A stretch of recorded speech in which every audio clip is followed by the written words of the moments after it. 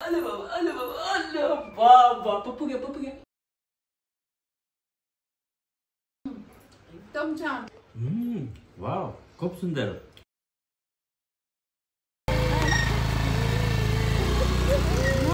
नमस्कार मंडळी, स्वागत आहे तुमच्या आमच्या छोट्याशा दुनियेत.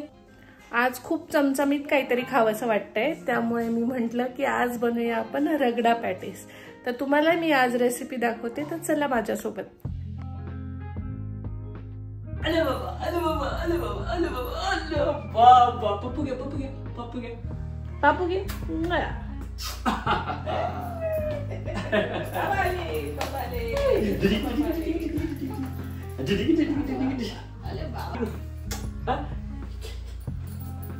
बाबाची bag.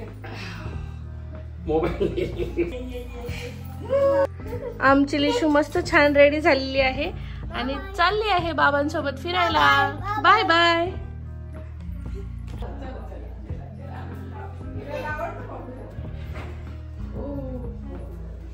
Bye Lishu. Bye bye.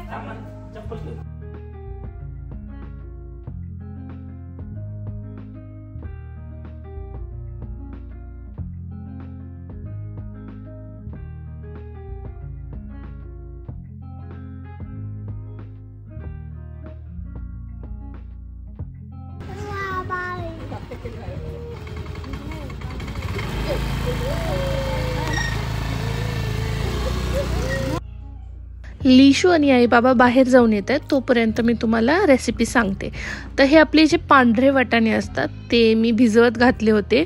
6 तास अप्रॉक्सिमेटली मी भिजत घातले. त्यानंतर मग मी सुरुवात केली रगडा पॅटीस बनवायला.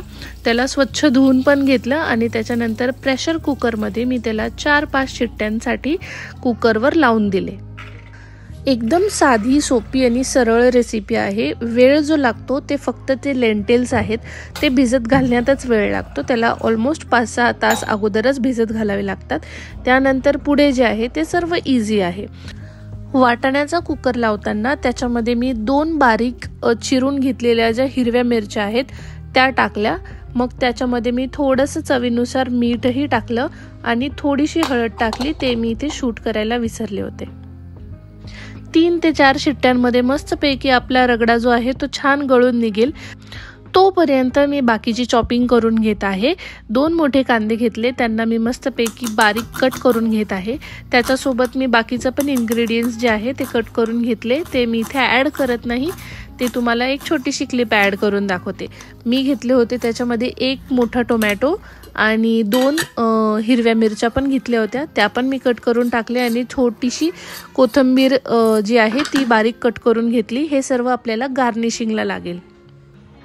तेवढ्यातच आपल्या 3-4 शिट्ट्या देऊन मस्तपैकी रगडा जो आहे तो गळून निघालेला आहे.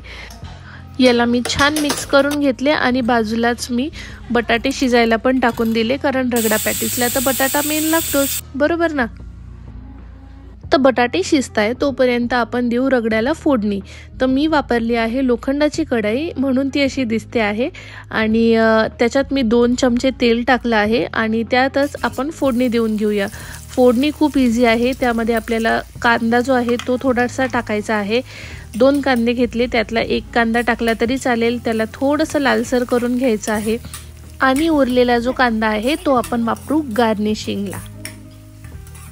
तसंच आता आपला कांदा मस्तपैकी लालसर झालाय, तर त्यामध्ये आपण टाकू चवीनुसार अद्रक लसूणची पेस्ट. तुम्ही तुमच्या क्वांटिटीनुसार पण वापरू शकतात. मी माझं जस्ट अंदाजे सगळं टाकलेलं आहे. नंतर आपण जे प्लेटमध्ये कापून ठेवलं होतं ते सगळं ॲड करू. हिरवी मिरची मी 2 कापलेली ती टाकली आणि बारीक कापलेला जो टोमॅटो आहे तो मी ॲड केला इथे. टोमॅटोवरून मी तुम्हाला एक टिप सांगते. लोखंडाची कढई जर तुम्ही वापरत असाल तर त्यामध्ये तुम्ही जर टोमॅटो टाकला तर तो आंबट होतो. म्हणजे भाजी जी आहे, जी काही बनवतो आपण, तर ती आंबट होते. त्यामुळे कधीही लोखंडाच्या कढईमध्ये तुम्ही जर जेवण बनवलं तर अर्धा तासाच्या वरती त्याच्यात ठेवू नका. ते जे आहे जेवण बनवलेलं ते दुसऱ्या एका भांड्यात काढून ठेवा. तुमचं जे टेस्ट आहे ती छान उतरेल त्यात. मेन्शन केलेले हे जे मसाले आहेत ते तुमच्या चवीनुसार तुम्ही ॲड करा. सर्व छान एकजीव झालंय, टोमॅटो पण थोडा गळाला आहे आणि त्यात मग आपण आपला ॲड करूया पांढरा शिजवलेला वाटाणा। मग तो ॲड केल्यानंतर अजून हे जे मिश्रण आहे ते सर्व घट्ट होईल, त्याला 2-3 उकळ्यांमध्ये आपला रगडा जो आहे तो मस्त बनून निघेल। हे बघा रगडा आपला खूप छान शिजलेला आहे। तोपर्यंत माझे बटाटे जे आहेत ते पण शिजून निघालेले आहेत, तर त्यांना जे आहेत त्यांचे सालं मी काढून घेते आणि सालं काढून घेतल्यानंतर आपण बनवूया त्याच्या मस्तपैकी चमचमीत पॅटीज। आता तुम्हाला वाटत असेल की याच्यामध्ये मी चटणी पण दाखवते, तर नाही, मी चटणी जी आहे ती बाहेरून मागवली। म्हणजे पाणीपुरीवाल्याकडनं मी गोड चटणी आणि तिखट चटणी जी आहे ती घेऊन आली। याने मी थोडंसं माझं काम जे आहे ते हलकं करून घेतलं। तसंच गरम गरम बटाटा जो आहे तो मी वाटीने मस्तपैकी स्मॅश करून घेते, कारण की हाताला भाजेल म्हणून। आणि अशा प्रकारे पूर्ण बटाटा जो आहे तो स्मॅश झाल्यानंतर त्याच्यामध्ये मी टाकला आहे 1 वाटी भिजवलेले पोहे। येस, कोणी कोणी ब्रेड क्रम्स टाकतात, त्याच्याने छान बाइंडिंग येते, पण ब्रेड क्रम्स इझिली प्रत्येक घरात अवेलेबल नसतात, त्याच्यामुळे आपण टाकू शकतो पोहे। त्याच्याने खूप छान बाइंडिंग पण येते, टेस्ट पण येते आणि वेगळं असं काहीच लागत नाही। बाकी मी खूप बेसिक टाकलं आहे सगळं। थोडंसं काळी मिरी पूड टाकलेली आहे, चाट मसाला टाकलेला आहे आणि लाल तिखट पावडर टाकली आणि वरतून थोडंसं मीठ टाकलं। हिरव्या मिरच्या नाही टाकल्या, कारण की लिशू पण खाणार होती, तिला पण खूप आवडतं हे सर्व, तर त्यासाठी मी ग्रीन चिलीज नाही टाकलेली आहे। अँड येस, वरतून थोडीशी आपल्याला कोथिंबीर जी आहे ती थोडीशी कट करून टाकायची आहे। हे मिश्रण जे आहे ते आपल्याला मस्तपैकी एकजीव करून घ्यायचं आहे। मसाले जे आहे ते सगळ्या ठिकाणी स्प्रेड झालेले पाहिजे आणि वरतून मग मी त्याच्यात थोडंसं चवीनुसार मीठ टाकणार आहे। मीठ टाकल्यानंतर पण छान मळून घ्यायचं आहे, नाहीतर मीठ जे आहे ते इव्हेंच्युअली सगळीकडे पसरणार नाही। ते झाल्यानंतर मस्तपैकी आपले पॅटीज जे आहेत ते गोल गोल आकार देऊन मी सगळे बनवून घेते आता एकदाच। बघा, पोहे टाकल्यानंतर पॅटीज जे आहेत ते छान बाइंड पण होत आहेत आणि जास्त तेल पण पीत नाही। जेव्हा आपण त्याला शॅलो फ्राय करतो तेव्हाही ते जे बटाटे आहेत ते जास्त तेल सोक करत नाही आणि तुटतही नाही छान। मी स्वयंपाक करत असताना लिशूच्या खूप चक्रा सारख्या किचन हॉलमध्ये चालू असतात आणि असंच ती काही ना काहीतरी क्यूट करत असते आणि मला पण एंटरटेन करत असते।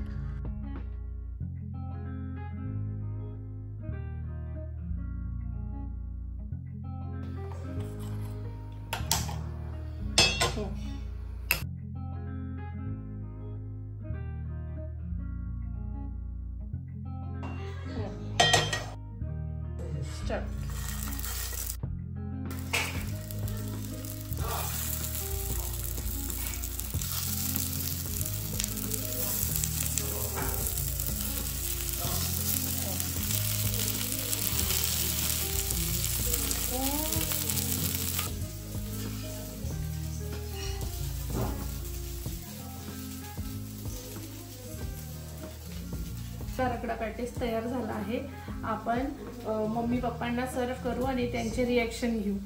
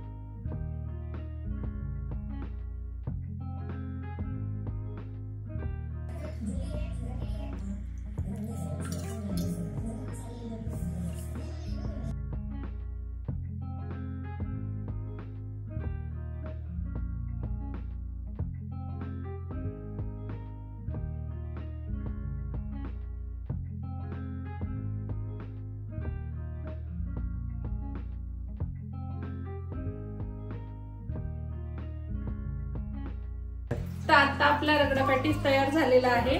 आपण मम्मी पप्पांना घेऊन जाऊ आणि त्यांचे रिएक्शन घेऊ। चला।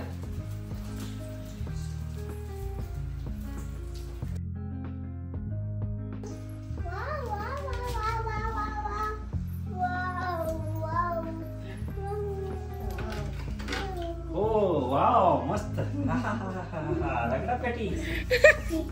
तर आता आपण जाणून घेऊया यांचे reaction.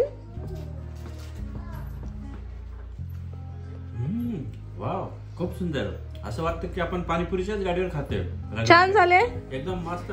Thums up. Very good, छान. नक्की तुम्ही पण ट्राय करा. सगळ्यांनी मम्मी तुला कसं वाटले? लिशो ट्राय कर बेटा. एकदम छान. छान झालं. म्हणजे ही रेसिपी छान आहे. मी तुम्हाला जी रेसिपी दाखवली ती नक्की ट्राय करून बघ. तसंच आज पाऊस पण पडला आणि माझी रेसिपी आहे ती सक्सेस झालेली आहे. आणि मम्मी पप्पांना माझा बनवलेला रगडा पॅटीस खूप आवडला. तर तुम्हाला दिलेली रेसिपी नक्की ट्राय करा. व्लॉग आवडल्यास त्याला लाईक करा, शेअर करा, सबस्क्राईब करा. आणि आजचा व्लॉग आपण इथेच एंड करू. Till then bye bye.